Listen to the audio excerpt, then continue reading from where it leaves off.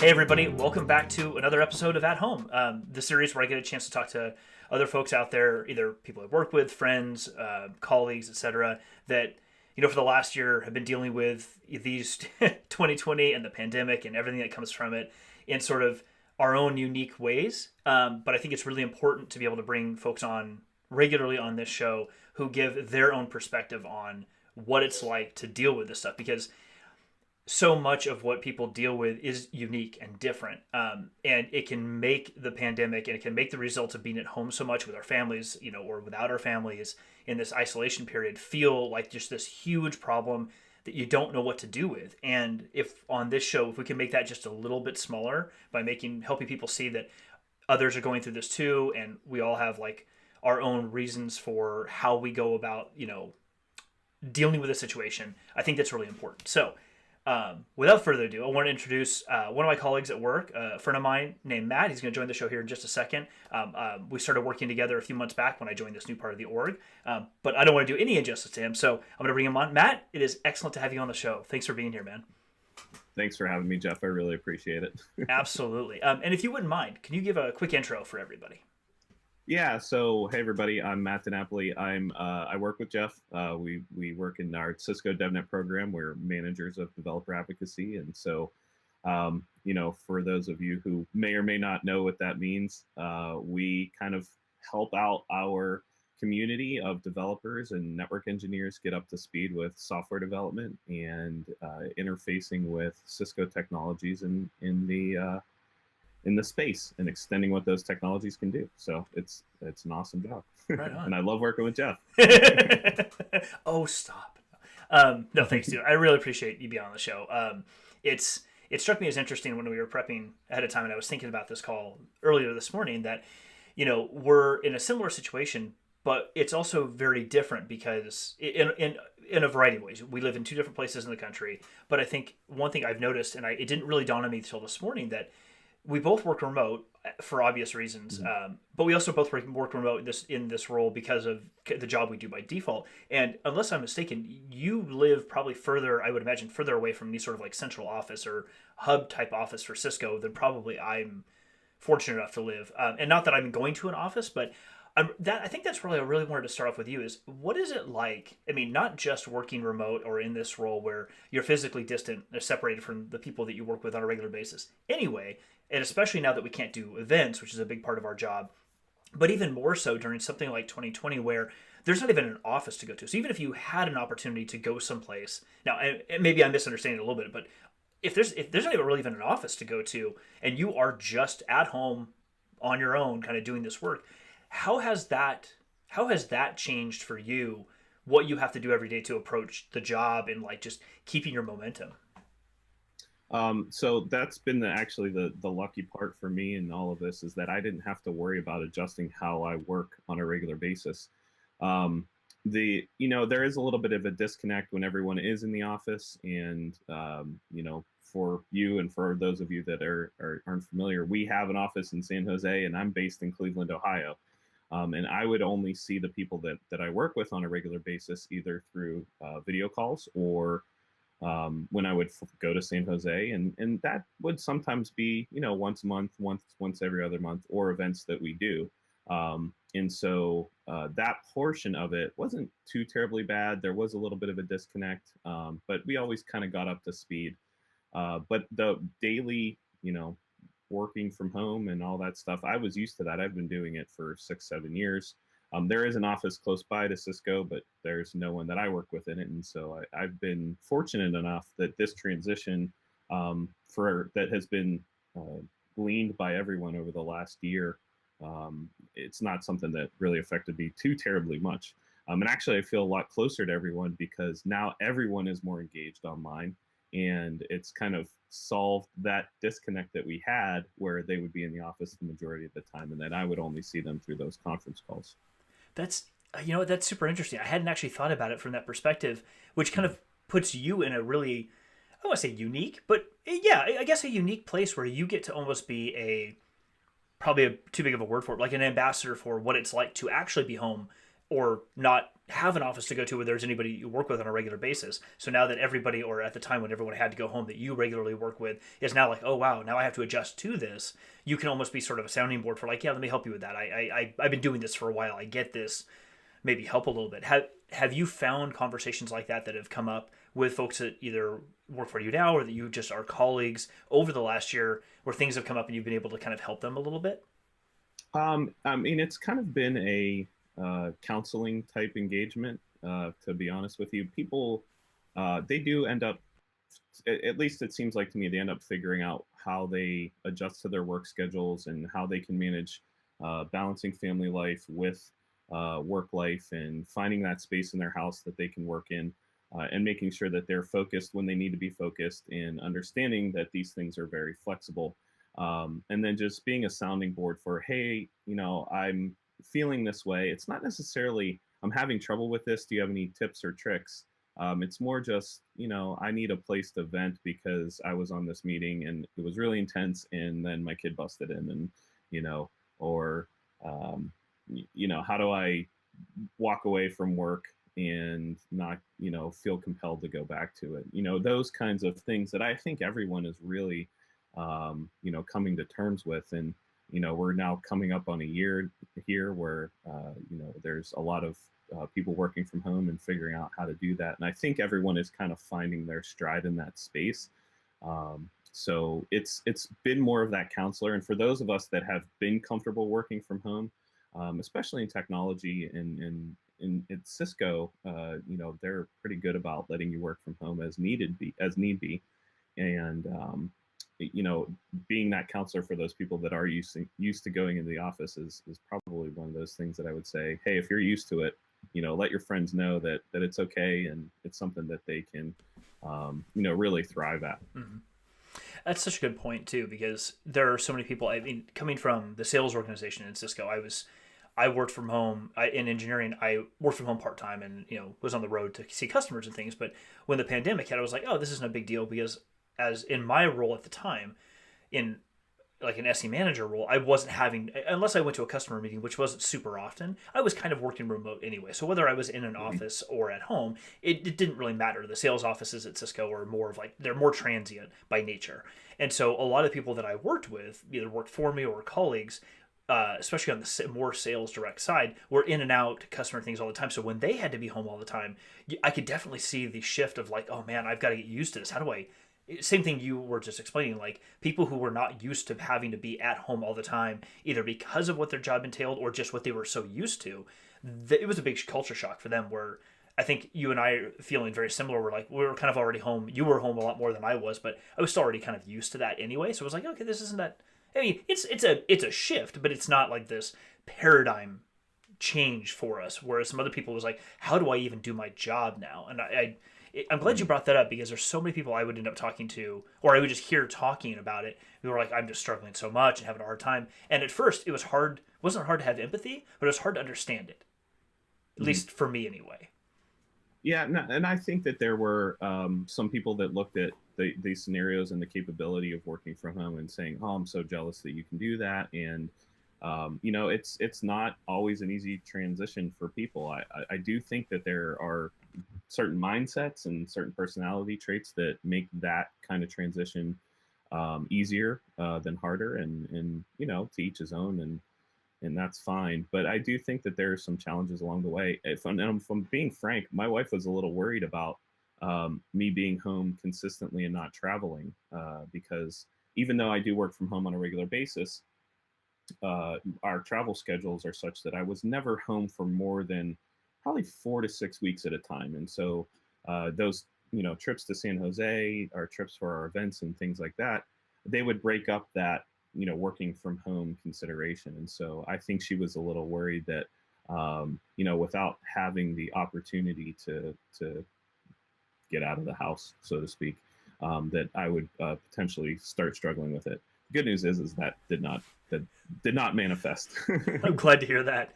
But you know what? It's such a good point. And when you're so used to one thing, I think this is what you just described is a really good example of this. When you're so used to call it a lifestyle or what have you, like this Right. one thing and it changes something else. It's a very valid concern. My wife and I are the same. She works from home exclusively. She owns her own business, so she runs her business, and it means client based work, but then a lot of her own business type work. So she's not doesn't follow the same kind of schedule. And when our son couldn't go to school because his preschool was closed, it was even harder because I'm like, I need to be out here. Most of my job was like on meetings all of the time, and she's like, now I Hmm. have to be the default parent. And you don't, no matter which parent you are, you don't want that to happen. But what do you do? And how do you kind of adjust to that? Because it's one thing when you can go to an office, like I have to be at the office all day today. Okay, Hmm. your partner doesn't necessarily like the fact that they have to be the default for those days, but it is what it is. You have to be in an office. But when you're at home and you're right there, it's like, can't you just come help me? It's like, but I have to be in these meetings. Yeah, but you're sitting right there, and it can be hard. It It's can be not really that tough. easy. It is It's not not that easy. Yeah. easy. Yeah. So that's been a big challenge for my wife and I. She's actually working on a new project that is really taking up a significant amount of her time. And, as part of our role, conference calls are a big deal, and getting, some interstitial work done is also something that's has to be done. And so, finding that time to really carve out and make sure you're focusing on work can be difficult. I have a 2-year-old daughter who requires constant attention. And that's great and it's fine. And I'm really happy that I can be home to watch her grow up and help out my 10-year-old son with his homework and help him get through virtual schooling and all that stuff and make them breakfast and lunch.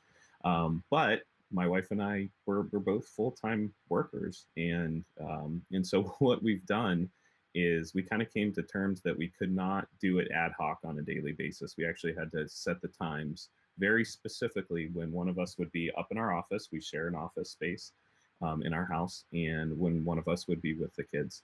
And that has set things up pretty nicely in the last, we've been doing it for about 2 months, 2 or 3 months now. And that has worked out pretty well. Some days are a little bit lighter on work than others, and that's just the nature of the beast. But that has helped us a lot, I can imagine. because I, we don't have a lot of help with our 2-year-old. We have some help, but not mhm. not as much as we need to really I have all get the it. empathy in the world. I have a 5-year-old, so I totally remember, Yeah, right. or I should say, I kind of remember what it was like. Most of that time period is kind of a fog at this point. I think you It could see the bags under my eyes. we'll just attribute that to the lighting. It's totally okay. Yeah, right. I'm really happy that you brought, happy is probably the wrong word, but I'm glad that you brought up the sort of that tool that you and your wife created of like building a schedule in that way, because I think there have been lots of people who have talked about creating some sort of tool or routine or schedule, whatever term you would use for it. But I don't think a lot of people have a direct example from somebody else of exactly how they're going about doing this. Like, what is it? Yeah, people say balance your time. Step away so your partner can come in, and it's like it's cool to say all those things, but what is somebody really doing that is actually working for them? And I was going to ask that question, so I'm glad you brought that up. Was there, other than the obvious of what was last year, was there any particular moment, if you're willing to share it, any particular moment that sort of like triggered for the two of you where you really sat down and like, what, we've got to come up with some sort of, we have to come up with a schedule for ourselves. Like, was there one thing, or was it more of like a series of nuances that you finally recognized as, oh, okay, we've got to change something here? I think it was a series. It was a series of nuances, and it took us some time to come to terms that we needed to block those work sections off. We over the summer we decided that since we were kind of stuck at home, that we would redo our patio, and in coordinating that with our work schedules and watching our children or taking care of our children became very tenuous. And so, as that kind of project played out with work with the kids, as we bled into fall, we were doing things a little bit ad hoc. Um, and then I would find I was probably the biggest culprit in this. I would find that I would take large chunks of the day and just be heads down and not very aware of potentially what my wife was going through, the rest of the day with the kids. And so we kind of had a back and forth and said, hey, we really need to make sure that we're aware of when we have meetings and when we need to get work done and what the important things are for that day. Even, I mean, we couldn't even go fully into the week, but from day to day. And I just started blocking off time in her calendar and said, "This is your work block. All right, this is my work block." I do it now. I set up I set up stuff in our calendar every Friday for a week or two, and then say, "All right, this is when it is." And it took a little bit for us to say, "All right, that is the commitment," and we agreed to make sure that we stick to those. And so, if my block is over in the next 15 minutes and I'm not done with my task, then I got to go. But we got to be conscientious about how we manage our meetings and things like that. I have probably 10 times, and I'm not exaggerating, more meetings than my wife does. And so that makes it a little bit easier to manage the blocks. But it's still, it's still day to day a challenge. Mm-hmm. Yeah, I can empathize with that entirely. We're in the same boat in that I don't know what your wife does, but my wife is in the same boat where she's not in a lot of meetings. Like, meetings are like, it's more of an event when a meeting's going to happen for what she does. But for us, I mean, I almost have to manage my time around the meetings that I have, which is like sometimes 2/3 of your day, if not more. And to your point, Nick, blocking off, I write it in my day planner, but I think getting back to the idea of like actually blocking on your calendar, get S done, in this hour or these 2 hours in the afternoon, like setting it aside, even if what that means is going and taking a walk and like listening to a podcast or something, just something to be productive for a period of time, but you dedicate to yourself that people don't book. Or even more so to your point, like blocking off personal time that like, look, I've got to watch the kids. This is my time. I got to go do this thing for the family so somebody else can take over what they need to do is super important. And I think the ideas get talked about often, or they're mentioned, but at least for me, I haven't heard a lot of speakers or people posting on LinkedIn, what have you, saying, here's a literal thing you can go do. Here's how we did it. Here's why we did it. Here's exactly how that works. So I'm glad you brought that up, because it's nice to hear from somebody else a very tangible way to arrange your schedule. It may not work exactly the same for every single person, but that's fine. You're giving somebody a basis to work off of to say, I have permission. And I think that's what it comes down to sometimes. That's what it is. Mm-hmm. Yeah, feeling like... go ahead. No, I was going to say it's that permission, and then being disciplined enough for both parties, or however many parties you're coordinating with, for them to stick to and appreciate the schedule that's been set out. It's an agreement. It's a contractual situation that you say, all right, at 3:00 I'm done, and you were supposed to come up to the office, and I'm supposed to go down to the kitchen, and that's the way that it is, and that's the only way that it works. We've had some deviations here and there, and we've come back to it and said, no, we really need to stick to the schedule. And every time we do, both of us are, more relaxed, more happy, feeling more productive on both sides of the coin. It's, as you're talking, I'm feeling like this is almost a therapy session for me, because one of the biggest problems I've dealt with personally is I have a challenge when I don't connect with people very often. Like if there's not enough meetings, if there's not meetings in a particular day, or if I didn't sit down with my Panda planner and like write out, here's what my day is going to look like, here's my structure. And if I don't have contact with somebody, I start to feel almost like this: is everything okay? Do people like me? Did I do something wrong? And even one step beyond that, and I think something you just hit on for me personally that I deal with, and I'm glad you said this, is knowing that at this time I'm going to disconnect. This is the time I disconnect, and it's almost, thinking about it that way is almost a huge help, because you're like, I'm on a high. I'm working through something. My head's been down, but I feel I've got momentum. I wouldn't say overly positive, but it doesn't matter. Like, I've got some momentum and I'm doing something. And if I stop right here, I'm like, it's time to take a break. Go watch the kids, make dinner, or just take a walk. Whatever the thing is that you've agreed to break for. Walking away at that point is almost sort of like that thing my grandparents would say when I was a kid. Like, if you leave when you're not ready to leave, you're always going to want to go back. Like that camping or that travel thing. It's almost the same thing. Like, you stop here and take a break. That's what you can remember, is that how pumped you were about that thing or how motivated you were by that thing. But when you run the clock out and then you just keep sitting there, that's a problem I've had, where I end up finding myself sitting there and clicking through things, looking at email, and then going, wait, I'm not actually doing anything. I'm just reading some emails, I'm clicking some buttons, but I'm not accomplishing anything. And then you almost start to feel stressed, and that's what you end up remembering when you walk away, which can impact the rest of your night, which is terrible, especially for families, because then how much of a part of the family can you really be at that point if that's what you're walking away feeling when you go back in the house, as it were. And you feel compelled to bring your laptop down, and while everyone's watching a movie, you're doing the thing that you should have been doing when you were sitting Yep. there, right? You know what? Fair enough. I'm going to change this. As of right now, my laptop is in the house. So people who watched the show before know that I'm in a shed in my backyard. My laptop is actually in the house with my charger because it died while I was doing something in the house. And then I had to go get the charger to bring it in. I'm like, I could have just come out here and done that and then walked away. Yeah. All right, after this, I'm going to go back in the house, grab my laptop, and bring it back out here, do my work here, and then it's going to stay out here. That's a great idea. Yeah. But you know what? It's those little things. It's those little agreements. It's those little actions we do, like I'm not going to say don't ever take your laptop into the house or downstairs with you, because there are times you're going to have to do that. But where you can, leave it back in the room. Like close, like even such thing as like locking your computer when you walk away, or closing the door to the room that you work in if you work exclusively by yourself.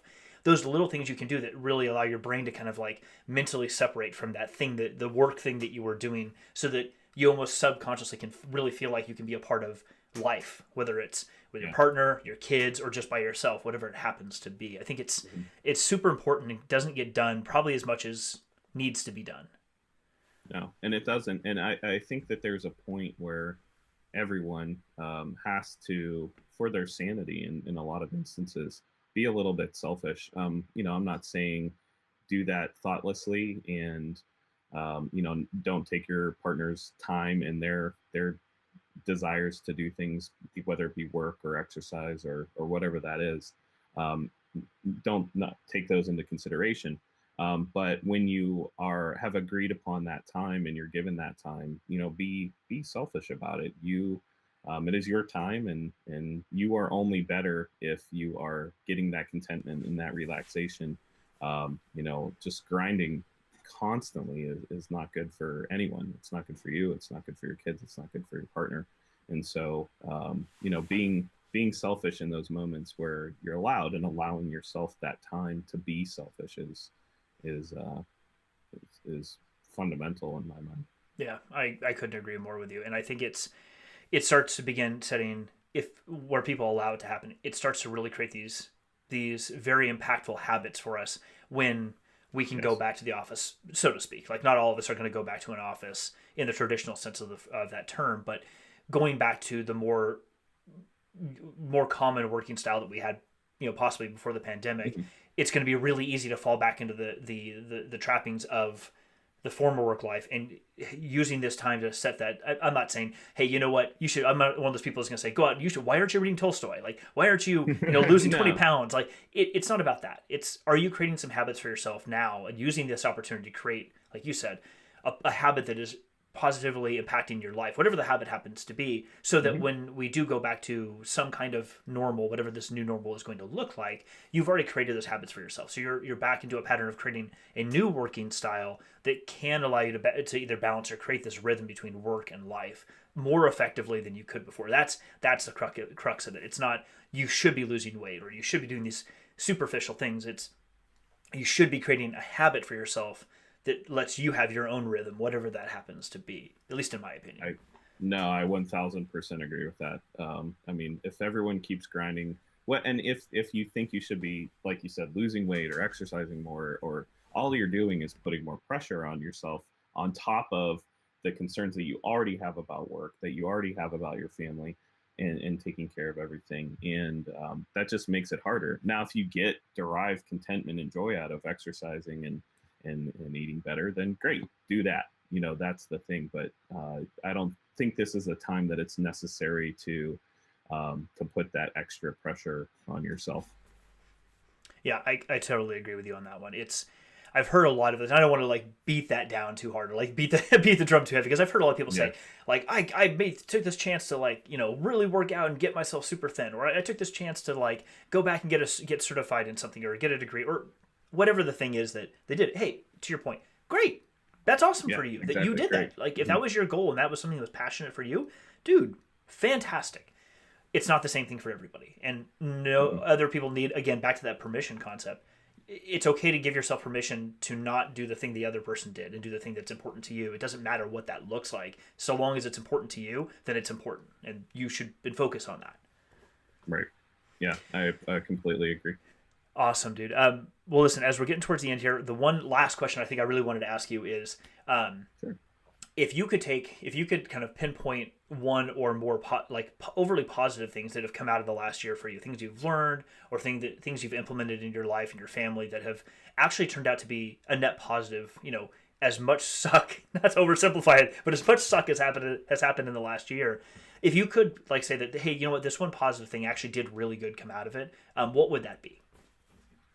So I know that I just said the thing about give yourself permission to be selfish and give yourself a break. I did actually take it upon myself to get back into working out. I had a number of years where I kind of let things go and eat poorly, and I made a significant focus on that. But as I was going into it, I realized that it made me feel better. It put me in a better mood and helped me be a better employee, a better husband, a better father.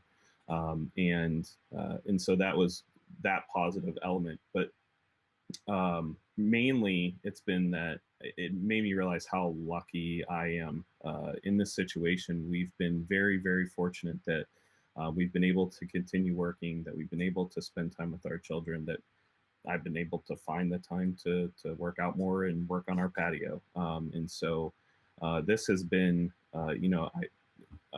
outside our bubble, I do see people struggling, and I see that there's a lot of challenges that are happening for millions of people across the country and across the world. And,